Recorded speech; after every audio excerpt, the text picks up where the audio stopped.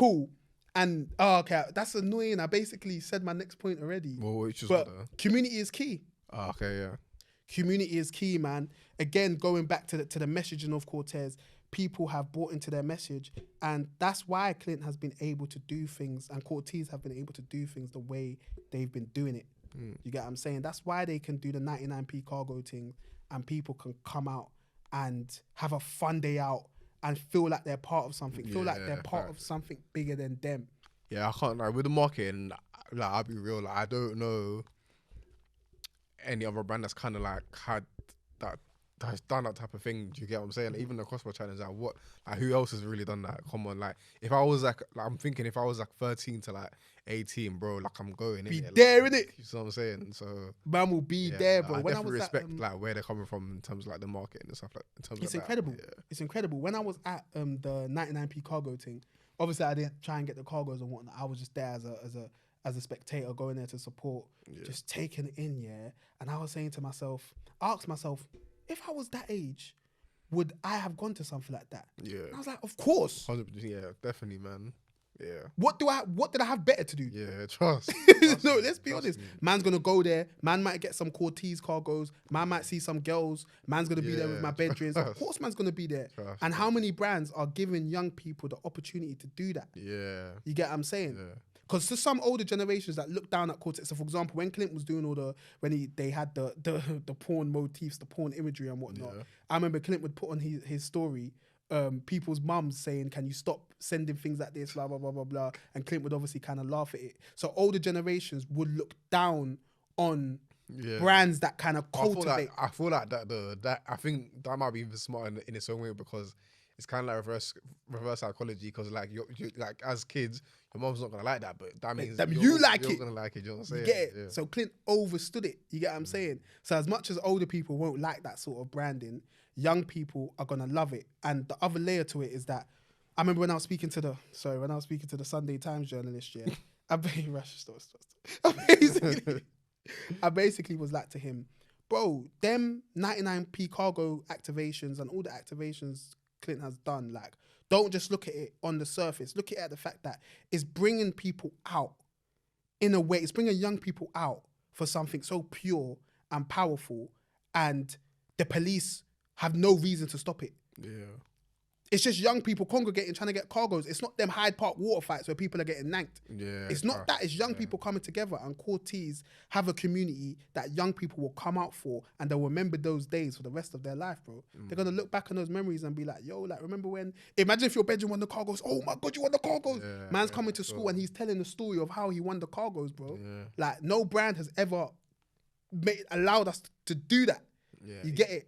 Even me, like, obviously, like, when we was younger, we didn't really have anything like that. But obviously, me, like, I love trainers and stuff, sneakers, crepes, whatever you want to call it. But I used to go to something called Crep City, innit? And we used to line up for that stuff as well. Like, and then it's just like, obviously, you go in there, you see crepes you can't really buy in the store. Like, it's that kind of excitement and feeling that, obviously, because he's probably giving these kids as well and stuff. It's like the exact same feeling, bro. Yeah. It's the exact same feeling. And we have to applaud that. Do you get it? And support that as quote unquote older people. Don't get me wrong, I'm not old, but I'm older than a lot of these youths. Like, I'm happy for them, you get it? And I'm happy that there's a brand that allows them to express themselves in such a way, do you get it? Allows them to feel unrestricted, do you get what I mean? And speaking of community, okay, everybody that listens to this podcast, watches this podcast, knows that we bang on about community all the time, innit? And me saying community is key, I don't want to say it's a given, but it is key, innit? It's important.